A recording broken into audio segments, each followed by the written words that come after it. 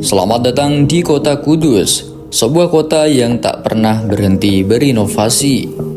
Dikenal dengan warisan sejarahnya yang kental dan juga religius, Kudus kini melangkah maju, merangkul era baru dengan semangat yang tak kalah memukau. Di tengah modernitas, Kota Kudus memperkenalkan identitas baru sebagai simbol kebersamaan dan kreativitas yang disebut Caping Kalo.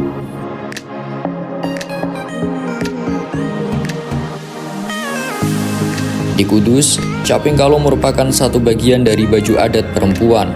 Caping Kalo melambangkan keanggunan dan keseimbangan hidup untuk menunjukkan bahwa perempuan Kota Kudus diharapkan bisa menjaga diri, bijaksana dalam berpikir, dan seimbang dalam menjalani hidup. Awalnya Caping Kalo merupakan topi yang banyak digunakan oleh para petani untuk melindungi kepala dan wajah mereka dari sinar matahari saat bekerja. Bentuknya yang pipih dan lebar dianggap lebih efektif untuk melindungi area kepala. Lebih dari sekedar topi, Caping Kalo ialah refleksi dari semangat gotong royong, keberanian untuk bermimpi, dan keindahan persatuan yang terinspirasi dari caping tradisional para petani dan diinterpretasikan ulang dengan desain yang modern sehingga memiliki filosofi dan makna budaya mendalam bagi masyarakat Kudus dan melambangkan perlindungan dan identitas khas Kota Kudus. Berapa lama Pak prosesnya? Lah itu Mbak, Nggak mesti lama sekali, nggak bisa target. Caping itu nggak bisa target Mbak, nggak bisa ditarget. Uang pada waktu ayah dulu, orang tua saya dulu itu dapat pesanan dari universitas mana, dari luar kota lah pokoknya, dari mana, Pak Klaten, Mbak Sragen, Putih dari sana. Satu itu 1 tahun Mbak, 1 tahun. Tuh bayangkan sih.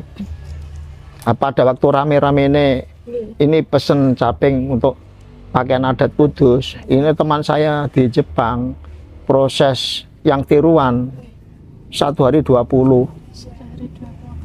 Banding berapa itu? 100 1 tahun 20 biji 1 hari jadi. Soalnya apa? Soalnya nggak usah ngerangke, nggak usah pasang ini, nggak usah pasang ini, tinggal seperti persen santan itu. Kalau itu led diratake terus dipernis, pinggirnya dicat, udah jadi. Berapa jualnya? 125. Teman saya jualnya, tapi kalau sudah di toko ya lain lagi. Untungnya gitu banyak. Ini modalnya banyak sekali, tak hitung banyak sekali Mbak. Ini yang bikin ini tinggal 1. Ini saja kalau saya nggak suruh bikin, nggak bikin. Kalau saya berhenti, ini berarti berhenti gitu. Makanya saya termasuk ya bantu ini, tinggal 1 orang ini. Berapa orang Pak dalam satu prosesnya? Pokoknya Mbak, tak hitung semua ya, itu 1 caping itu prosesnya itu operasional terus tenaganya itu tak hitung itu ada 325. 325 Pak. Tak jual 450. Untungnya berapa itu? Banyak enggak Ra? Nah, ya, kalau dihitung secara penghasilan itu enggak sebanding. Makanya dari teman saya yang Jepang itu caping dodol murah-murah, enggak apa-apa, yang penting masih ada yang make, ada yang beli gitu Mbak. Kalau dibanding yang tiruan kan jauh Mbak. Tiruan itu berapa gitu Ra? Iya. Prosesnya mudah, 1 hari dapat segitu, terus untungnya banyak sekali. Kalau menjadi milik Kudus. Milik Kudus. Dan menjadi ikonik Kota Kudus juga. Niku awalnya gimana Pak? Awalnya ya itu Noyorono dulu itu istilahnya ya nemui pengrajin itu seperti saya, dan yang pembuat yang halus ini, yang pembuat halus ini kan orang lain, tinggal 1 orang takjir kan, tapi usianya kurang lebih 70 tahun, 74 tahun. Alamatnya sana kurang lebih dari sini 1 kilometer kurang lebih. Desainer istana ini kesini beli 4, suruhannya Bu Iriana Jokowi. Ini desainer pergi ke sini sendiri beli 4, terus Bu Iriana minta sistem prosesnya, saya proses, terus saya kirimkan, dan alhamdulillah saya juga ditransfer uang 1 juta pembuatan sistem pembuatan yang buat tiruan ini. Yang buat tiruan itu hanya gini Mbak, terus ini yang tiruan seperti tambah mudah kan. Nah, 3 itu terus dicat jadi 120. Sulit mana.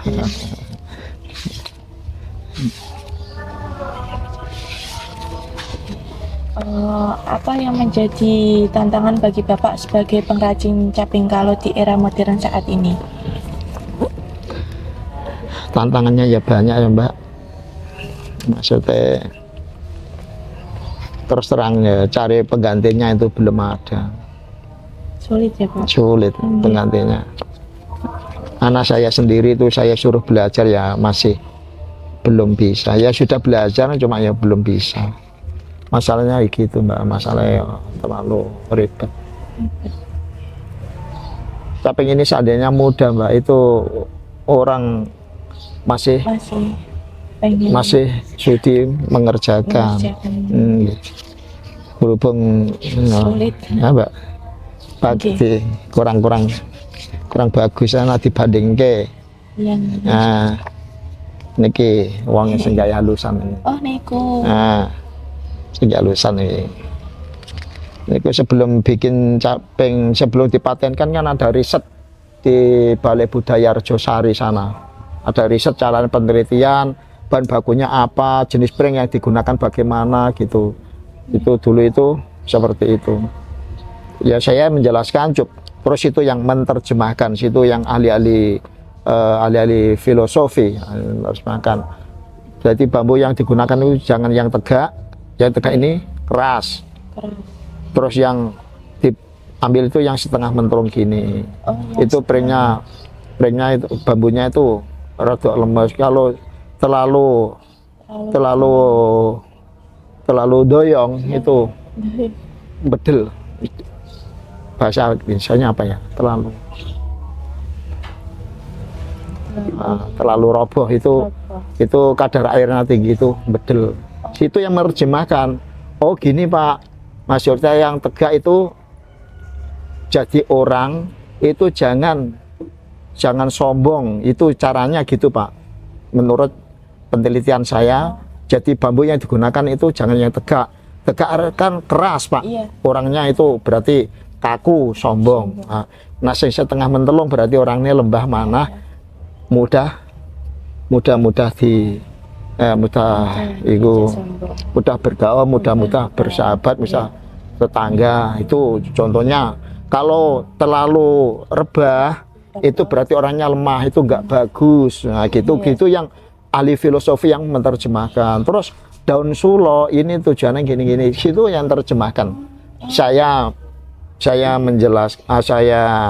nunjukin bahan apa, terus situ yang menerjemahkan. Terus ada yang namanya jalon juga, itu namanya jalon, itu diterjemahkan.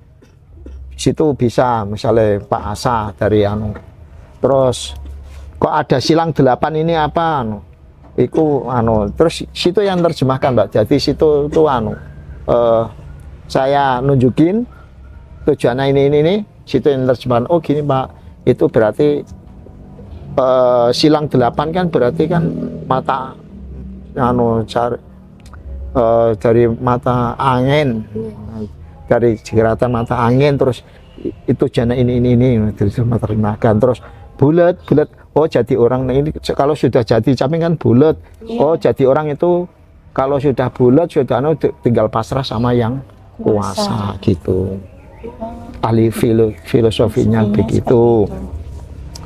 Seperti Kota Kudus ini yang asli apa pengrajin kaping kalo ini hanya Bapak sendiri atau masih ada Orang lain. ya?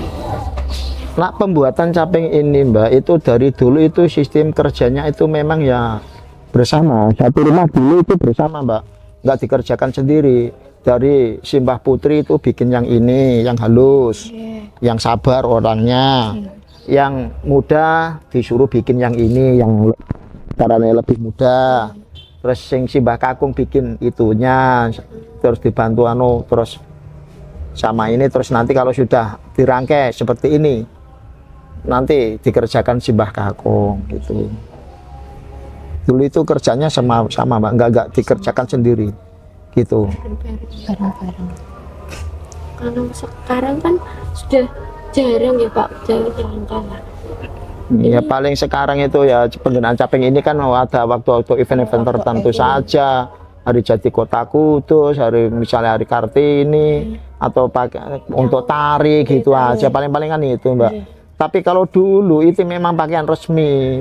Sebelum ada jilbab itu Simbah Putri itu pergi kundangan atau pergi bakulan atau kemana itu pakai ini, juga pelengkapnya ini untuk Simbah Putri. Terus terang gitu Pak.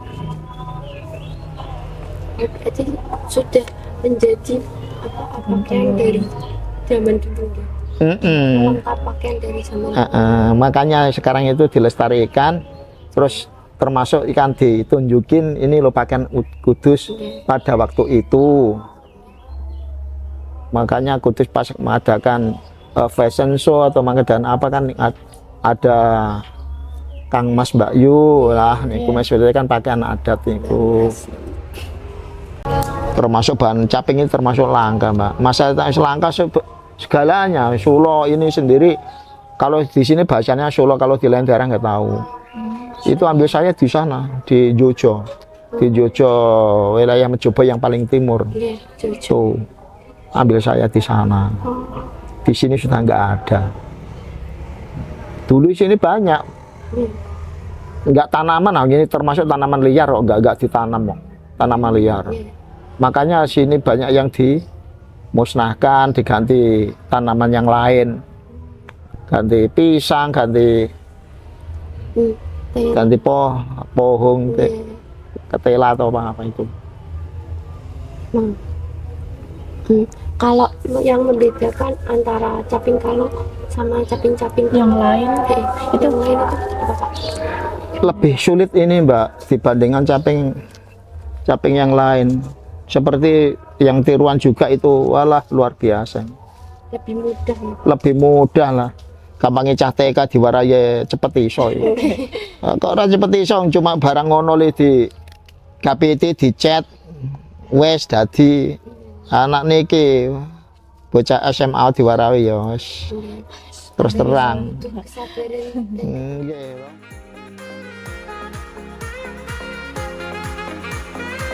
Jadi pemirsa, caping kalau menjadi elemen penting dalam berpakaian untuk berbagai acara budaya serta kesenian. Tak terasa perjalanan kita menjelajahi caping kalau sebentar lagi akan berakhir.